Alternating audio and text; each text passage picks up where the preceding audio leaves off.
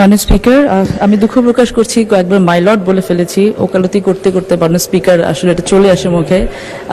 I am really sorry for that.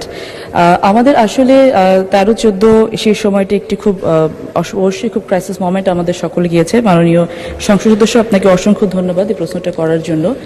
আমরা যেই এখন সেফটিনেট আমাদের প্রোগ্রামসগুলো চালু রয়েছে, এগুলো আমরা এই মুহূর্তে যেটা করছি ডিস্ট্রিবিউশন লেভেলে গিয়ে আমরা বিভিন্ন সময় দেখেছি অনেক ধরনের আমাদের কমপ্লেইন সামনে এসেছে যে অনেক সময় ডিস্ট্রিবিউশনটা ঠিকমতো হয় না, হলেও আবার সেখান থেকে বেনিফিশিয়ারি এন্ড থেকে অনেক ধরনের ক্লেম করা হয়, টাকা চাওয়া হয়, যেটা অবশ্যই একটি অনেক বড় দুর্নীতির একটা অংশ।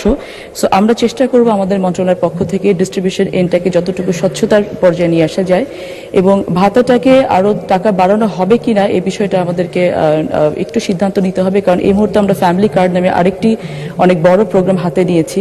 আমরা হয়তো ক্রমান্বয়ে চেষ্টা করব যে একটি ইন্টিগ্রেটেড সিস্টেমের মাধ্যমে আমরা সমস্ত ভাতাভোগী যারা আছেন তাদেরকে একটি কার্ড একটি পরিবারের আওতায় আনার জন্য, এবং সম্মিলিতভাবে, যেহেতু আমরা অত্যন্ত ভঙ্গুর একটি অর্থনৈতিক অবস্থায় বিরাজ করছি এবং সেখান থেকে আমাদের দেশকে যেমন উঠে দাঁড় করাতে হবে, ঠিক একইভাবে আমাদেরকে চেষ্টা করতে হবে যে বেনিফিশিয়ারি এন্ড থেকে সকলে যেন উপকৃত হন।